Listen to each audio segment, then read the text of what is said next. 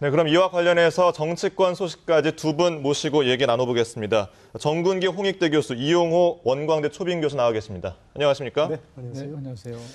저희가 여기서 두 분께서 같이 이제 두 문재인 대표와 김무성 대표의 이 내용을 좀 보셨는데 일단 오픈 프라이머리에 대해서 상당한 진전이 이루어졌다 이렇게 얘기를 했습니다. 어떻게 보셨어요? 큰 뉴스죠. 김무성 대표가 얘기하던 오픈 프라이머리가 있었고 문재인 대표의 새정치연합이 이번에 결정한 안심번호 국민공천제 이 두 가지 안이 있었는데 이걸 이제 절충을 한 걸로 보입니다. 이 오픈 프라이머리라고 하면은 당원을 또 포함해서 모든 국민들한테 열어가지고 말이죠. 아예 예비 선거를 한번 더 하는 이런 제도인데 누구나 와서 그 예비 후보를 추천할 수 있는 이런 제도였는데 야당의 안심번호 국민공천제는 말이죠. 이 전화번호 선거인단 전화번호를 선관위에 넘겨가지고 선관위에서 개별적으로 전화를 해가지고 우리 후보 추천하는데 당신 나오겠느냐 해가지고 이런 선거인단을 공적으로 관리하는 이런 방안을 추진했는데 이게 두 가지 합쳐진 거고요. 네. 안심번호가 왜 붙었냐면은 그동안에 하도 야당에서 여론조사라든가 선거인단 추천에 뭔가 이 친노 주류 세력이 개입돼 있다 이런 얘기 많았어요. 그렇기 때문에 안심번호가 들어갔는데 이 부분을 김무성 대표가 조금 양보를 하면서 오픈 프라이머리라는 말이 이제 들어간 것 같고 국민 안심 공천제인 거예요. 안심번호 국민공천제. 네네. 이 선거인단 규모는 아직 안 나와서 이게 또 앞으로 큰 관건이 될 것 같아요. 네. 자, 일단 그렇다면 절충안 정도로 생각을 해도 되는지 교수님께서는 어떻게 보셨어요? 우리 정 교수께서 말씀하셨듯이 오픈 프라이머리가 기본적으로 이제 김무성 대표의 그동안 정치 생명을 걸고 추진하겠다는 것이었고, 네. 또 새정치연합 쪽에서는 이제 혁신안에서 내놓은 소위 국민 공천단 300명에서 한 1000명 정도 규모 이거였는데.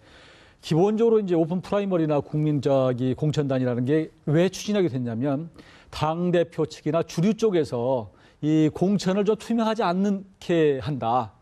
좀 무슨 작용을 한다. 이것 때문에 그런 거거든요. 그러니까 이것의 핵심은 결국 공천권을 국민에게 돌려주는데 믿을 수 있게 선관위에 넘기는 겁니다. 그래서 양쪽에 이게 절충을 해석하는 것인데요.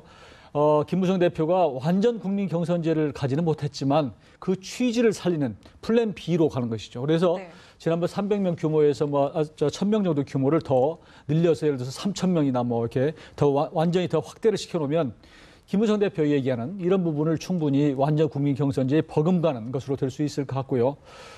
그러나 이제 역선택도 한 가지는 역선택 방지 법안도 만들겠다. 지금 아까 네네. 합의문에 나와 있는데 예를 들면 호남이나 영남은 사실은 이게 국민 완전 경선지를 해도 후보가 사실은 새정치연합의 후보만 나오고 이쪽은 거의 또 새누리 후보만 나오기 때문에 여기는 어쩌면 사실은 그 당내 행사가 될 가능성이 있죠. 그러니까 그럴 경우에 역선택 방지 법안을 좀 해서 하겠다는 것이고요.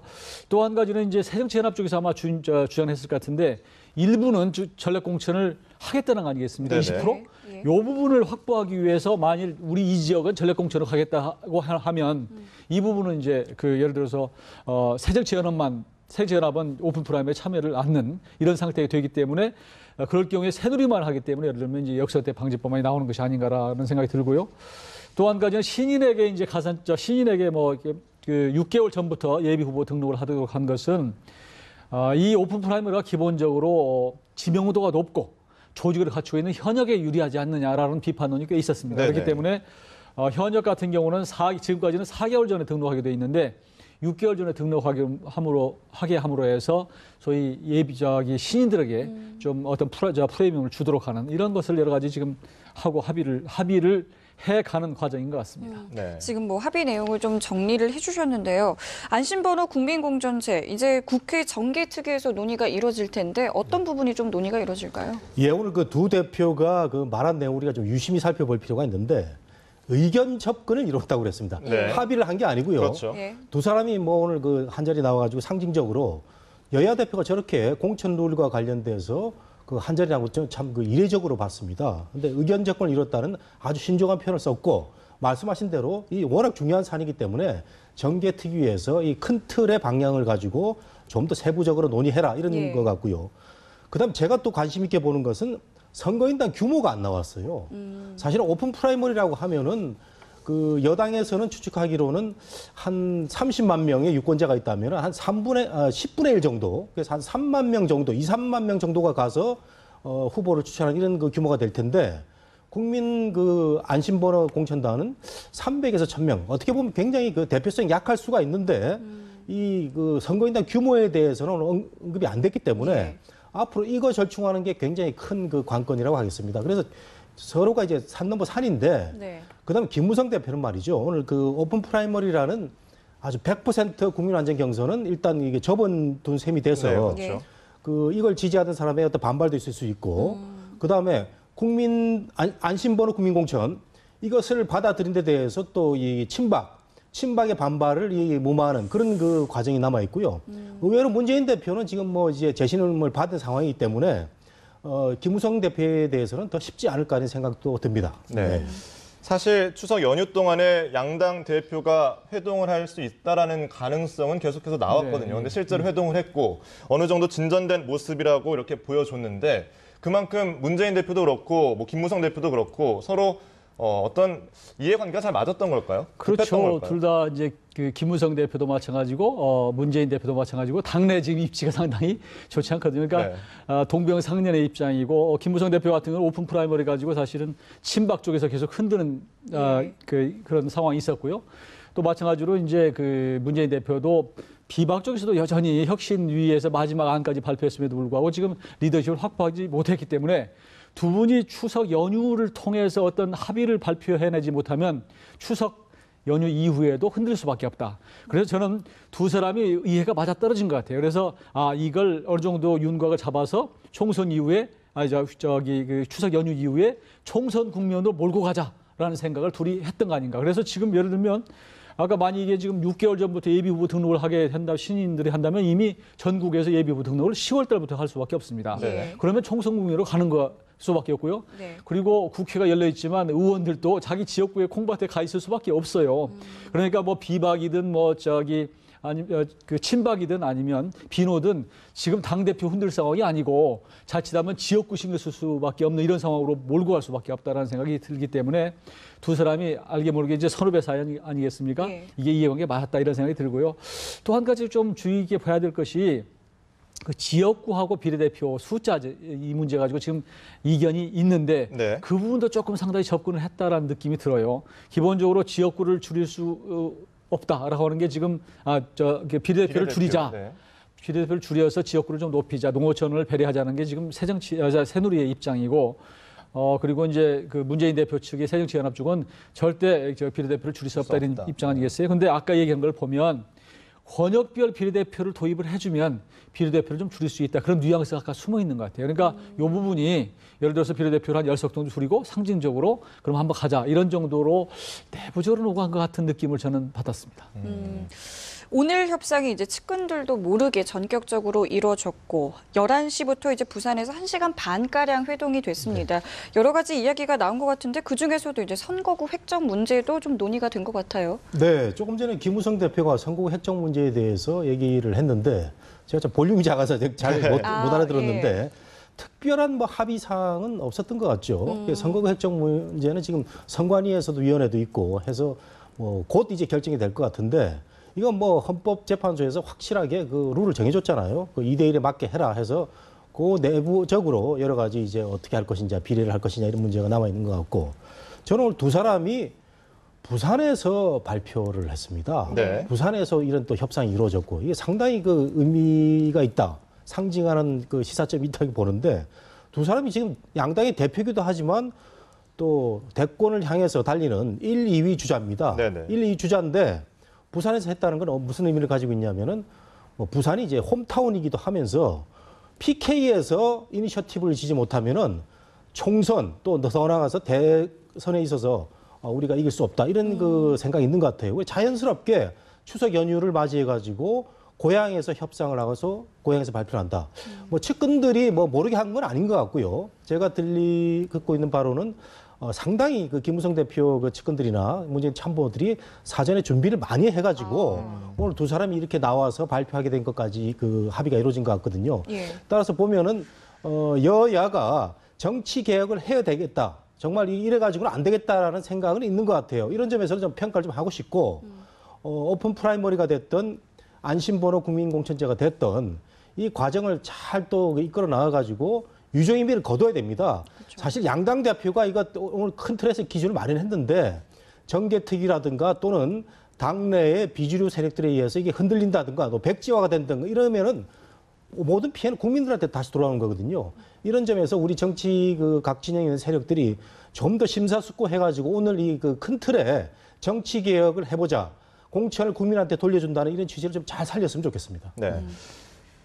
이 오픈 프라이머리에 대해서 친박계가 그동안 좀 반대를 해왔는데 만약에 이번 이 안심번호 국민공천제에 대해서는 어떤 의견을 좀 가지고 있을까요? 아마 이번에 그 합의 사항이 이제 나가면 친박 쪽 그리고 비노 쪽 굉장히 반발이 있을 것 같아요. 후폭풍이 저는 이 지금 발표된 것만 가지고도 후폭풍이 상당히 있으리라고 봅니다. 더구나 이제 그동안 친박 쪽에서는 오픈 프라이머리 자체를 사실은 좀 무력화시키고 친박의 대통령의 뭐 국정 후반 안정을 기하기 위해서 좀 영향력을 행사해서 좀 친박세를 확대하자 이런 생각을 갖고 있었는데 그게 스며들 여지가 별로 없는 상태가 되기 때문에 저는 내일 아마 의총이 지금 예정돼 있을 거예요. 새누리. 그래서 아마 그 어떤 보고를 할 텐데 이때부터 상당히 시끄러울 것 같고요. 마찬가지로 비노 쪽에도 상당히 시끄러울 것 같습니다. 근데 이 선거 획정 문제와 관련해서 지금 새정치연합 쪽에서는 하여튼 어떻게든지 권역별 비례대표를 걸어서 이것만 확정해주면 뭔가 농어촌 지역구에도 좀 배려해 줄 수 있다 이런 입장을 지금 갖고 있는 것 같아요. 네. 아까 이제 문재인 대표가 말씀하시는 거 보니까 지역구와 비례대표 이 부분도 권역별 그 비례대표 연계해서 논의할 수 있다 이렇게 얘기했거든요. 그러니까 이게 받아들여지면 사실은 좀 비례대표를 좀 줄일 수 있다 이런 여지가 있는 것 같고 지금 농어촌 지역구 같은 경우는 상당히 심각해요. 왜냐하면 서울 같은 경우는 뭐 예를 들어서 강남이다 하불이다 그러면 사실 자기가 살고 있는 지역구의 국회의원이 누군지도 잘 모릅니다.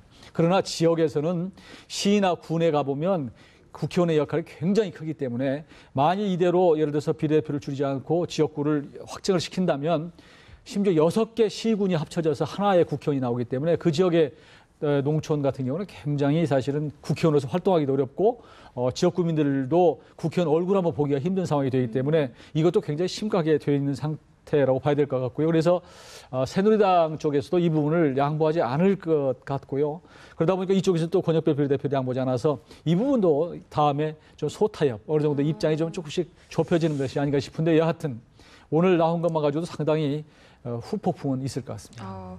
교수님께서는 네. 친박계의 반응은 어떻게 예상해 보세요? 네, 친박계라고 하면은 뭐 당연히 우리 이 교수님 잘 정리를 해주셨는데 당연히 지금 이건 아닌데라는 생각이 들 것 같아요. 왜냐하면은 지금 대통령이 집권을 하고 있는 상황에서 대통령의 영향력을 받고 싶어하는 정치 세력이 이제 친박계인데 정권을 또 만든 주역들 아닙니까? 네. 그렇다면은 당연히 총선에서 이제 이전 같으면 관행적으로 총선의 지분을 행사할 수 있고 또 대통령의 지지도가 워낙 높기 때문에 그 영향력을 받아서 지분을 행사하는 게 굉장히 자연스러울 수가 있어요. 그 자연스러움에 따라서 이번에 김무성 대표한테 오픈 프라이머리 안 되니까 이제 다시 한번 해봐라 이런 얘기가 나왔는데 이걸 이제 전격적으로 합의를 해놓으니까 그렇다면은 대통령의 영향력이 이대로 이제 진행이 된단 말이죠. 대통령 영향력이 개입할 수 없는 정말 국민 안심, 국민들이 나가서 300명이 됐든 1000명이 됐든 체육관에서 하든 여론조사를 하든 이제 후보를 추천한다 하면은 대통령이나 친박계의 입김은 굉장히 줄어들 수밖에 있는 입장이거든요. 현실적인 면에서 굉장히 반발이 있을 수 있는데 이 정치개혁의 일환으로 이런 과정이 진행이 된다고 하면은 친박계가 이렇게 아주 공개적으로 또 반박을 할 수 있는 문제는 또 아닌 것 같고 네. 이렇기 때문에 매우 민감합니다. 근데 재밌는 것은 야당의 비주류들은 이걸 더 좋아한다는 거죠. 야당의 비주류들은 본래 호남을 중심으로 한 다선 중진의 의원이 많습니다. 3선, 4선. 그래서 오픈 프라이머리를 하든 국민 안심번호 공천제를 하든 네네. 굉장히 현역에 유리하기 때문에 야당의 비주류는 지금 굉장히 흐뭇한 미소를 짓고 올 것 같은데 이게 이제 여야의 비주류의 어떤 친박을 뭐 비주류를 하기는 그렇지만 네. 입장이 다르다는 거죠. 이 문제 때문에 저는 김무성 대표의 앞으로 헤쳐나갈 그런 그 파도가 조금 더 높아 보입니다. 네. 그 한 가지 좀 추가하고 싶은 것은요. 만일 지금 새누리와 그 새정치 쪽이 합의해서 이제 국민 안심번호 이런 형태로 국민 공천을 한다고 한다면 요즘에 나오는 신당 있지 않습니까? 신당론 그리고 또 정의당 있잖아요. 이 당은 어떻게 할 거냐?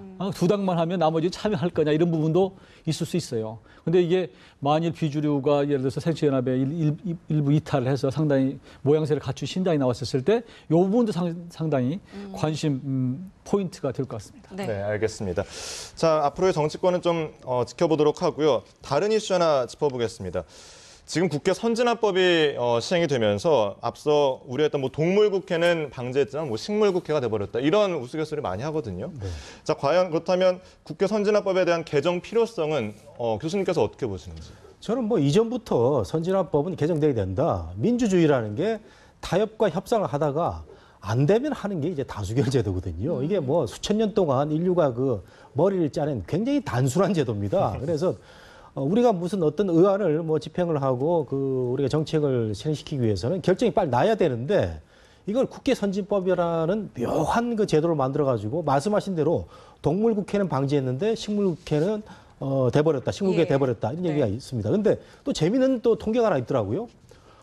법안 통과가 선진화법이 그 시행된 이후에 더 많다는 얘기가 또 있습니다. 이렇기 때문에 과연 선진화법이 그러면 또 식물국회로만 뭐 가고 있느냐 이런 문제도 있고요. 다만 너무 중요한 안건에 대해서 야당이 그 시시건건 그 태클을 걸 수 있는 방안이 또 되지 않나 이런 생각이 좀 들거든요. 그래서 저는 선진화법은 빨리 개정되면 될수록 좋다 이런 생각이 드는데 재밌는 것은 이게 지금 선진화법도 그렇고 투표율 투표 연령 이 문제도 이제 야당이 요구를 하고 있고요. 뭐 석패율이라든가 여러 가지 선거와 관련된 법률안이 지금 여야가 지금 협상을 하고 있는 와중이어서 선진화법도 이 그 여러 가지 그 큰 흐름 속에서 결정이 돼야 되지 않나 이런 생각이 좀 드네요.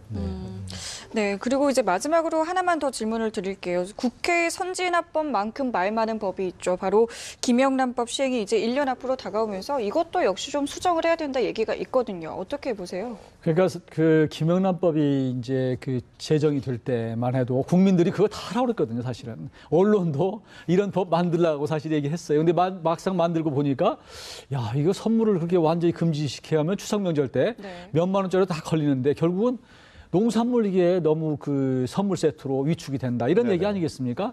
근데 저는 그렇게 봅니다. 법이라고 하는 게 이제 기본적으로 취지가 사실 김영란법이라고 하는 게 모든 부정과 부패 이것을 사실 고리를 끊겠다는 거거든요. 그래서 일단 저는 시행하면서 만일 부작용이 있으면 바꿔야지 시행하기 전부터 또 이렇게 나온다고 예고해서 하는 것은 법의 본지 어떤 처음에 제정 취지를 좀 무색하게 만든다. 이렇게 좀 얘기할 수 있을 것 같고요. 마찬가지로 아까 선진화법도 사실은 뭐 여러 가지 뭐 장단점이 있어서 논란이 되고 있습니다만 저는 지금 선진화법이라고 하는 게 지금 현재 집권당이 야당일 때 사실은 만든 거거든요. 그 당시에 김무성 원내대표 그리고 그 박근혜 대통령이 비대위원장 할 때 만든 건데 사실 요즘에 그것 때문에 근본적으로 문제가 된 적은 없는 것 같아요. 최근에 봐도 물론 때로는 늦춰질 수는 있지만 어떤 합의가 안 되고 그리고 기본적으로 이제 국회라고 하는 게 다수결의 원칙이라는 게 때로는 훼손된다 이런 지적이 있는데 그러나 오직 하면 그 당시에 막 예를 들어서 그 국회 본회의장에서 뭐 최루탄을 터뜨리고 별의별 일이 다 있었잖아요. 그러니까